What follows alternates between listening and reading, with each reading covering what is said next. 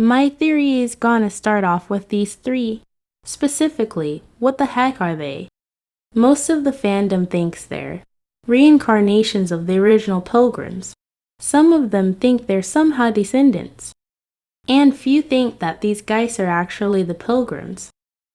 Well, I'm here to tell you it's basically all of those things. Yes, I know, how very unbelievable and original. But hey, I gotta post shit like this to stop myself from staring at the ceiling.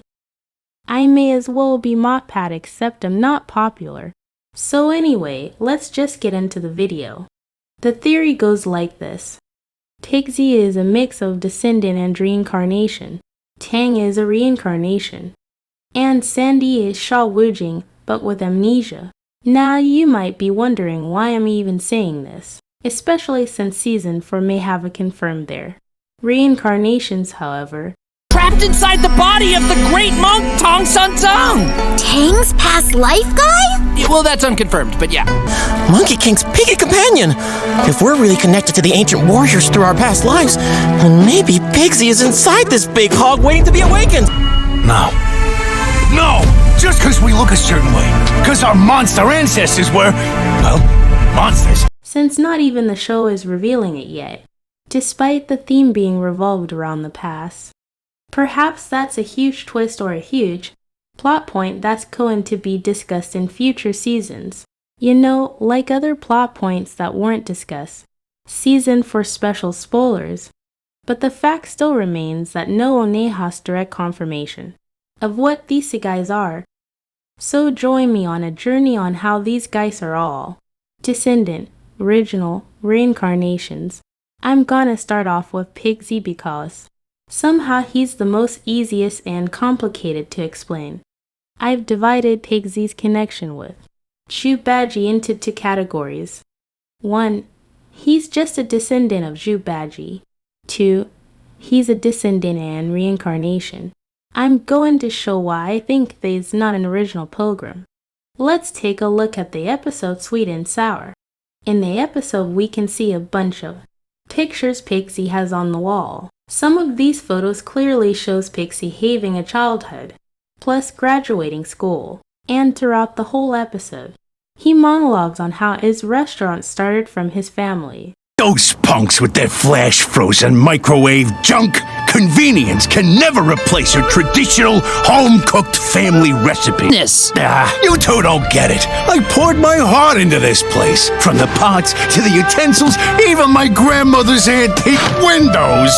Family recipe Xinjiang pulled noodle soup. King Mang Young. I can't believe it. I dedicated my life to that shop, but now I'm gonna lose it to a couple of demons because I was too arrogant to stand down. You were right, MK. No one cares about tradition or centuries-old recipes. They're being forgotten and replaced by instant microwavable junk. In Season 4, it's confirmed that Zhubaji was a cook himself.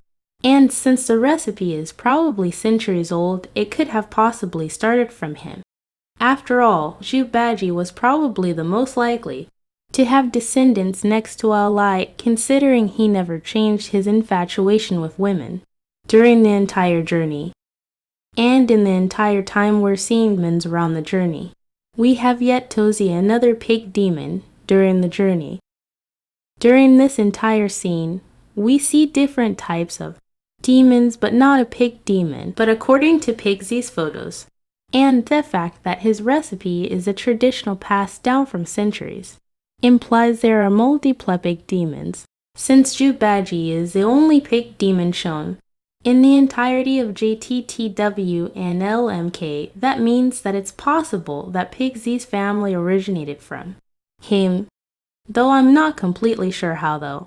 I'm guessing cartoon logic since Rizson looks nothing like his parents. Since Pigsy has a family and a whole tradition plus photos on the wall that prove that he has a family, that means that Pigsy isn't an original pilgrim. Though the traditions can be forged if Zhubaji gained amnesia somehow, it doesn't explain the pictures. Again, the pictures depict Pigsy as a child, and depict Pigsy graduating school. This can't have happened if he was Zhubaji. Now, for the reason I divided it into two categories is because of Pigsy's assumption that he is a descendant of Jubaji. No. No! Just because we look a certain way. Because our monster ancestors were, well, monsters. It brings up the question if descendants of those trapped inside the scroll can manifest as their ancestors.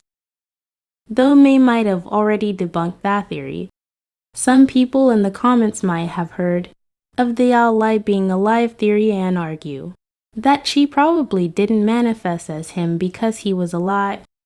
Though I do not believe that is the case, I'm gonna put that there anyway because it is still a possibility.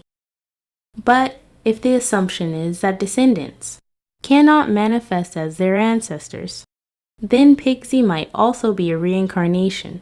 We already established that he cannot be Jubaji, since he already had a childhood and a whole family. The only explanation is that he's a reincarnation. Pigsy, what are you talking about? I met your parents. These heroes existed hundreds of years ago. There's no way those could be us. So that's how Pigsy might be a reincarnation and a descendant of Jubaji. Next is Sandy because he explains Pigsy and Tang. Unlike Pigsy and Tang, Sandy is the most mysterious character in the group. We know that Tang, Pigsy, and Sandy know go way back, but it seems that Sandy is more closer to Pigsy than Tang. We know Pigsy used to know Sandy as an experienced fighter in the past, something that's always alluded to with Sandy. And Sandy was the first to ever tell about Pigsy's talent in singing. Even in the photos there are more pictures of Sandy than of Tang. But unlike Tang, who is at least speculated to have a childhood, we know nothing about Sandy. What we do know is that he had a knack for violence in the past, but changed because he felt guilty for his ways. Sound familiar? Wu Jing himself used to terrorize the river where it was banished, but changed his ways during journey. Literally, he was the only guy doing what the journey was meant to do, tbh. And Sandy's backstory is the only one that lines up well with Sha Wu Jing, albeit in a more modern sense, but still it lines up. Pigsy and Jubaji meanwhile doesn't line up quite a lot. Jubaji's only passion for cooking would have been because in JTTW, Jubaji was naturally a foodie. Unlike Jubaji, Pigsy was naturally passionate about his cooking because he wants to satisfy others, unlike Jubaji, who only does it to satisfy himself. It is also shown that Sandy is wearing a power limiter with the power of his necklace, and that Sandy is the only one aware of his own powers. Unlike Tang and Pigsy, he's also the only one who has flashbacks about the pilgrims. Unlike Tang and Pigsy is seen in this image here, Pigsy and Tang never get flashbacks about the pilgrims prior to season 4, only Sandy does. And there are more notable examples of Sandy being more than he seems. In the pilots, Tang, who's basically an expert on Journey to the West, doesn't know where Flower Fruit Mountain is, but somehow Sandy knows where it is. Hell, it took MK a whole ass delivery just to find there was a different path to Flower Fruit Mountain from the city.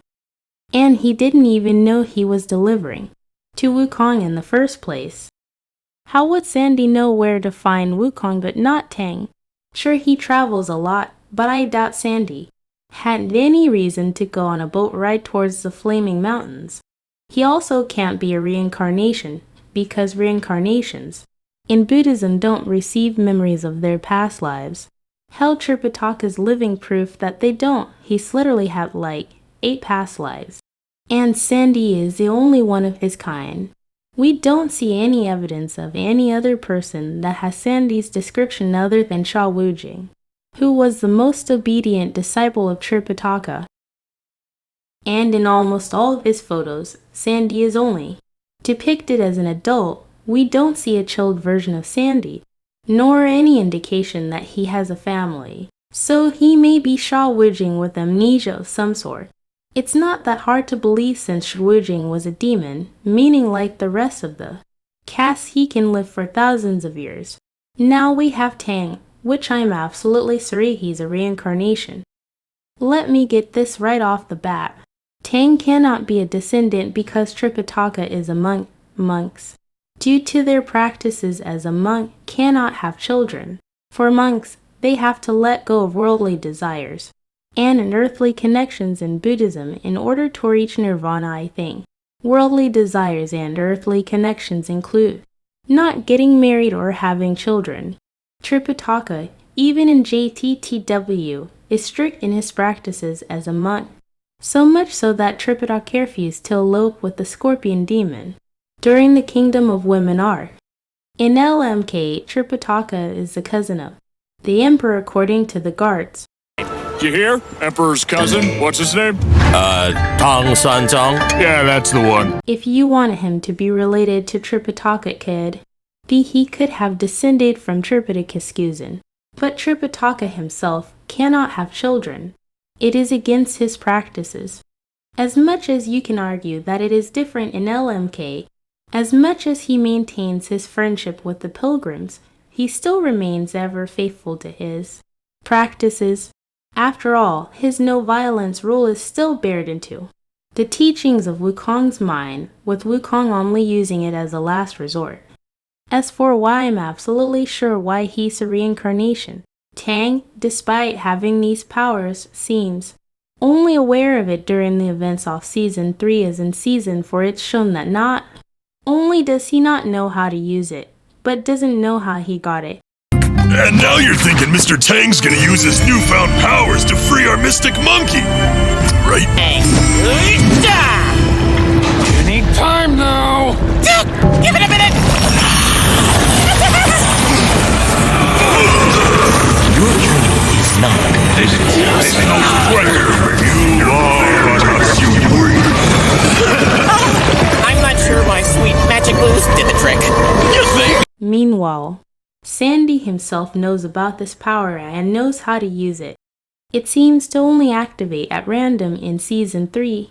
Meanwhile, Season 4 he really needed to train himself to use it all the time. Also, Tang doesn't show himself having memories of the Great Monk.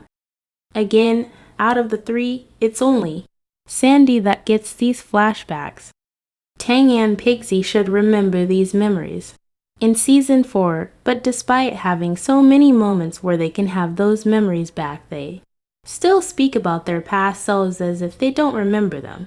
And out of the three, Sandy is the only one who doesn't have an existential crisis about his past self. Furthermore, Tripitaka's reincarnation is different from most reincarnations given in Buddhist texts. Tripitaka is the reincarnation of the golden cicada, Buddha's second disciple. The golden cicada was punished by Buddha to live out 10 lifetimes. Tripitaka is supposedly either the ninth lifetime of the golden cicada or the last life he was supposed to live, which makes this very ironic because the journey was supposed to be able to redeem golden cicada. Further supporting this is Tripitaka and Tang's spores, which come from the golden cicada.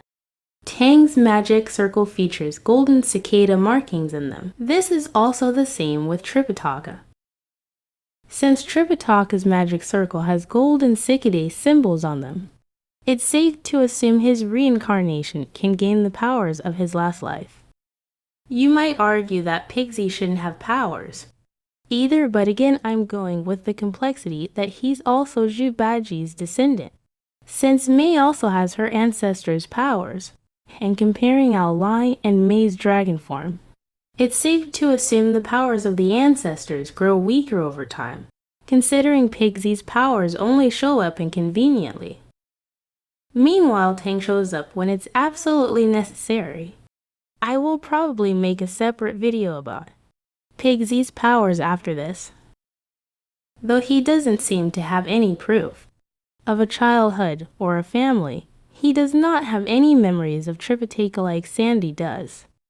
And Sandy is exactly like Sha Wujing, his backstory. His design and his personality is completely the same to Sha Wujing. Meanwhile, neither Tang nor Pigsy is the same. With their past counterparts, sure, Pigsy is hot-tempered and still likes women, but it seems to be lowered down commabred to Jubaji, and Pigsy was able to befriend Changa. An ironic twist to how Jubaji was banished from heaven. Meanwhile, Tang is the complete and exact opposite of Tripitaka, unlike Sandy, who is completely the same as Wujing. Now onto the final nail on the coffin. We're gonna go back to the scene where Sandy gains a PTSD flashback of Jubaji.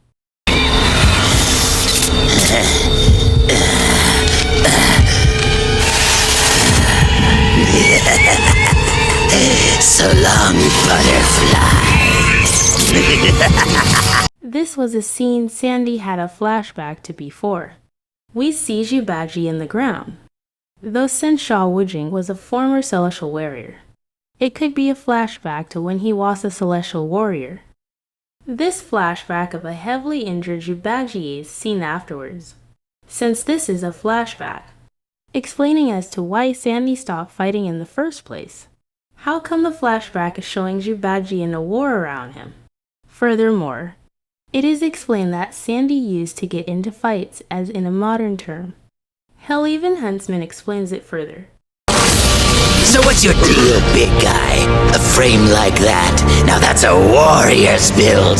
I heard people talking about how you used to be a ruthless fighter back in the day. This scene doesn't take place in the modern era, because if you look closely, Sandy has Wujing's crescent-shaped spear, something he shouldn't have until season 4, followed by Jubaji's injured body. I think it's safe to assume that this memory is taking place during or some time after the journey, which means Sandy remembers something Wujing did, and that something happened to the pilgrims. This entire flashback sequence might have confirmed how the pilgrims died. Considering we once again see Jubaji on ground, it's likely that this is his dead body. Considering that flashback triggers Sandy too. Due this, it's likely his memory is in shambles as a trauma response. For what happened between pilgrims, even Wukong thinks they're dead, despite Wujing. Jubaji and Ao Lai having the capability to live as long as he does, immortal youth, since he has a shrine dedicated to them, likely confirming something bad must have happened to them. There's also this scene. Does anyone else feel like... We've been here before? Yeah, that's weird, right? But yeah, I know I haven't. Me neither. And yet this place feels so familiar. Nah, not me, man. This is all new to me. Sandy looks more distressed than the others do, and this mannerism came out of nowhere. You'd think Tang would be more distressed here since he's in a situation that he's not familiar with yet familiar with at the same time. But Sandy is more distressed, and somewhat overdoing his reaction. Burn up the Lady Bone Demon or something? I was kind of making this up as I went. That was your plan? Macaque is right. We must leave. Come did it! She controlled the fire?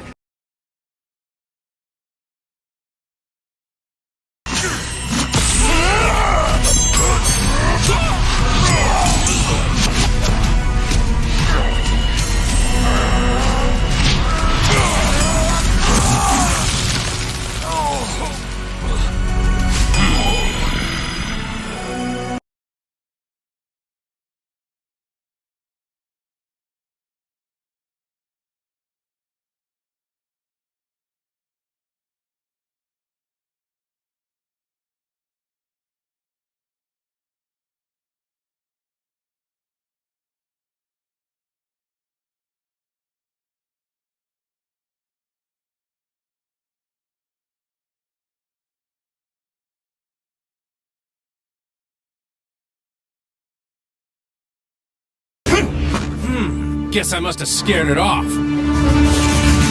Master, it's safe to come out now. You too, Piglet. Master?